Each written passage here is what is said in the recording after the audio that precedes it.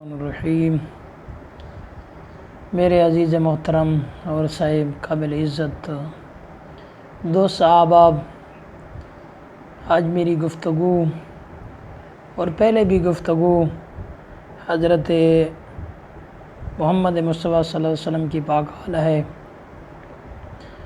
اور آج بھی کچھ اسی حوالے سے گفتگو کروں گا۔ سب سے پہلی بات یہ ہے کہ ہم نے دین کی ابتدا دیکھنی ہے اور دین کی انتہا دیکھنی ہے۔ تو ایک عزیز کہہ رہے تھے فلاں سید ہے، فلاں سید ہے، فلاں سید ہے، جس نے یہ کتاب میں لکھا ہے کہ جناب سیدہ نے خطا کی تھی، وہ کتاب لکھنے والا بھی سید ہے۔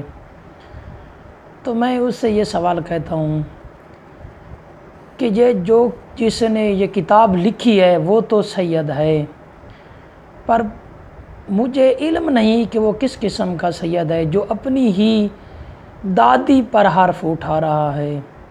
سوائے حضرت علی علیہ السلام کی اولاد کی اور تو کوئی سید ہے نہیں۔ اولاد علی اور اولاد فاطمہ زہرا ہی سید ہیں، ان کے علاوہ تو اور کوئی سید ہے نہیں۔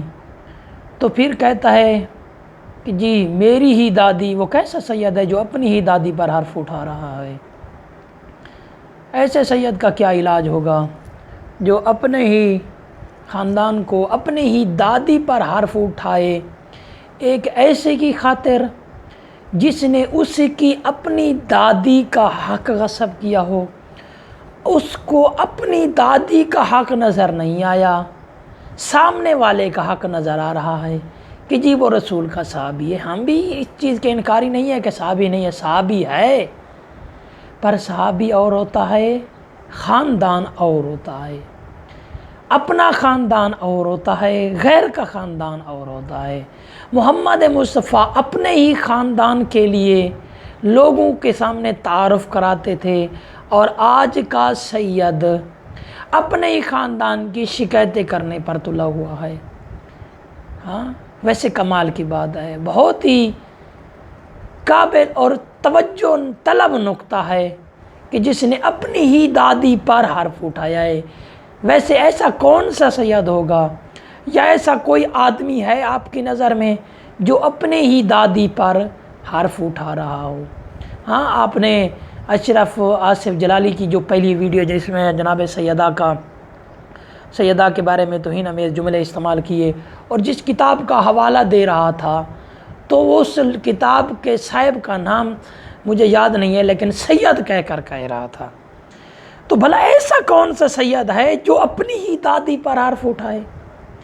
ہم نے دین کی ابتدا کو دیکھنا ہے اور دین کی انتہا کو دیکھنا ہے۔ سب سے پہلی جو دین، ہمارا دین جو محمد مصطفیٰ خدا سے لے کر ہماری اصلاح کے لیے ہم تک پہنچایا ہے، اس کی ابتدا دیکھنی ہے۔ کمال کی بات ہے، لوگ کہتے تھے کہ محمد مصطفیٰ اپنے چاچا کے پاس گئے اور اس کے کان میں جا کر کہا کہ میرے ہی کان میں کلمہ پڑھ دو، میرے ہی کان میں کلمہ پڑھ دو۔ ہاں، اسی کے گھر میں رہے، اسی کے گھر میں پلے، اس کے گھر میں پروان چڑھے، اور دین کی پہلی دعوت بھی اسی کے گھر میں ہوئی۔ کمال ہے۔ ہاں، ایک مثال آپ کو دیتا ہوں، شاید مثال آپ کی سمجھ میں آ جائے تو پورا مطلب سمجھ میں آ جائے گا۔ میں کہیں مجلس پڑھنے جاتا ہوں، جب میں وہاں پر پہنچتا ہوں تو میں کہتا ہوں کہ جی یہاں پر بہت خطرہ ہے، یہاں پر برادری زیادہ ہے، میں مجلس پڑھوں گا، یہاں پر لوگ مجھے ماریں گے، لوگ مجھ پر ظلم کریں گے، لوگ یہاں پر کوئی چیز اگر جلا پھٹا دیں تو کافی زیادہ نقصان ہو جائے گا۔ تو وہ جس نے مجھے دعوت کی ہوتی ہے وہاں کہے گا مول صاحب آپ پریشان کیوں ہوتے ہو، میں ہوں آپ کے ساتھ، آپ مجلس شروع کریں، میں سامنے کھڑا رہوں گا، آپ مجلس کی انتہا تک جائیں، میں سامنے کھڑا رہوں گا۔ کسی کی ہے جرت جو آ کر آپ پر کوئی حملہ کرے؟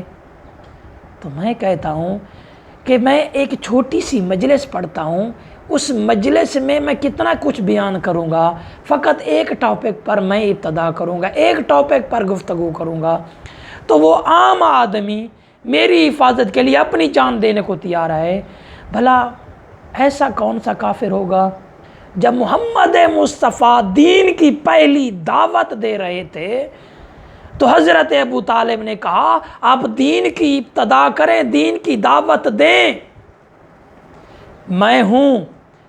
جب سب لوگ نے کھانا کھا لیا تو جانے لگے، دوسرے دن پھر بلایا، پھر کھانا کھا کر چلے گئے، تیسرے دن جب پھر آئے حضرت ابو طالب نے تلوار نکالی اور کہا اگر میرے بھتیجے کی آواز سنے، میرے بھتیجے کی بات سنے بغیر اگر کوئی بھی اپنی جگہ سے ہلا تو میں اس کا سر قلم کر دوں گا۔ تو میں کہتا ہوں ایسا کون سا کافر ہوگا جو اپنے ہی خلاف اپنے ہی بھتیجے کو بھڑکا رہا ہے؟ سامنے جتنے ہی بیٹھے تھے وہ بت پرست تھے، اور جتنے بھی بت پرست تھے وہ کافر تھے۔ ہاں، حضرت ابو طالب کو بھی تو نعوذ باللہ کافر کہتا ہے۔ ہاں، اب تو مجھے بتا کیسا کافر تھا جو اپنے ہی خلاف اپنے ہی بھتیجے کو بھڑکا رہا تھا؟ حد ہو گئی ہے، کم از کم سوچنا تو چاہیے تھا نا۔ ہاں، میں تیری دعوت کرتا ہوں، ہاں میں تجھے کہتا ہوں کہ 1 مہینہ اس کافر کے گھر تو نے رہنا ہے، یہ کافر کھانا بھی بنائے گا تو نے کھانا ہے، یہ کافر چائے بھی بنائے گا تو نے کھانی ہے، یہ کافر پانی بھی بنائے گا تو نے پینا ہے، پیے گا تو؟ ہاں، منصفانہ فیصلہ کرنا ہے، پیے گا تو؟ جب تو ایک کافر کے ہاں کھانا نہیں کھاتا، اللہ کا نبی کسی کافر کے ہاں کیسے کھانا کھا سکتا ہے؟ حضرت موسیٰ علیہ السلام چند ہی دنوں کے تھے، چند ہی ماہ کے تھے، ہاں چند ہی دنوں کے تھے۔ اللہ نے کہا میں نے تم پر ہر دہی کا دودھ حرام کر دیا ہے۔ تو حضرت موسیٰ علیہ السلام نے کسی بھی دہی کا دودھ نہیں پیا تھا۔ حضرت موسیٰ علیہ السلام کو پتا تھا اللہ نے ساری دہیوں کا دودھ مجھ پر حرام کر دیا ہے، اب میں نے نہیں پینا۔ محمد مصطفیٰ کو پتا نہیں تھا کہ کافر کے گھر کھانا حلال ہے یا حرام ہے؟ کم از کم محمد مصطفیٰ کو تو چھوڑ دو، ہم نے محمد مصطفیٰ کی عزت پر بھی داغ لگایا ہے، اور پھر کیا کہتے ہیں ہم بہت بڑے مسلمان ہیں، ہم سے بڑھ کر کوئی مسلمان ہے بھی نہیں، میں رافضیوں سے 5 سوال کرتا ہوں، اگر کوئی رافضی مجھے اس کا جواب دے دے میں اس کا مذہب قبول کر لوں گا۔ اور تو 5 سوال کرنے سے پہلے یہ تو سوچ لیتا کہ محمد مصطفیٰ کی عزت پر تو نے حملہ کیا ہے، اس کو تو پہلے تو اپنے آپ سے بچا۔ تجھے محمد کے مصطفیٰ کی عزت کا حیا نہیں ہے، تجھے 5 سوالوں کا جواب دینے کی ہمیں کیا ضرورت ہے؟ ہاں، جب تو نے اپنے نبی کو ہی نہیں چھوڑا، اپنے نبی کی آل کو ہی نہیں چھوڑا، اپنے نبی کے ماننے والوں کو ہی نہیں چھوڑا، اپنے نبی کے نواسے جناب حسین علیہ السلام جب نبی کی کمر پر بیٹھ گئے، ہاں پشت پر بیٹھ گئے، تو اللہ نے کہا میرے حبیب سجدے کو طول دے دے، میرا حسین اپنی مرضی سے اترے، تب تو نے اپنا سجدہ ختم کرنا ہے۔ جب تک حسین تیری کمر پر ہے آپ نے سر نہیں اٹھانا۔ وہ حسین کربلا میں کہہ رہا تھا حل من ناصر ینصرنا، اور تو کہہ رہا ہے کہ حسین کا ماتم کرنا بدعت ہے۔ ہاں، وہ حسین جو محمد مصطفیٰ کی کمر پر بیٹھ جائے تیرے جمعے کے خطبے میں، وہ حسین محمد مصطفیٰ کی کمر پر بیٹھ جائے تو خدا اپنی نماز کو طول دے دیتا ہے، اپنی نبی کو جھنجھوڑ کر کہتا ہے کہ خبردار سر نہیں اٹھانا، میرا حسین تیری کمر پر بیٹھا ہے، اپنی مرضی سے اٹھے بعد میں سر اٹھانا۔ کمال ہے آپ کی، پتہ نہیں کون سا دین تم پڑھتے ہو، کس دین کے پیروکار ہو، کس نبی کو مانتے ہو، کس نبی کی شریعت کو مانتے ہو؟ میرے حساب سے نہ تمہارا کوئی نبی ہے، نہ تمہاری کوئی شریعت ہے، نہ تمہارا کوئی دین ہے، پتہ نہیں تم کس قسم کے مسلمان ہو۔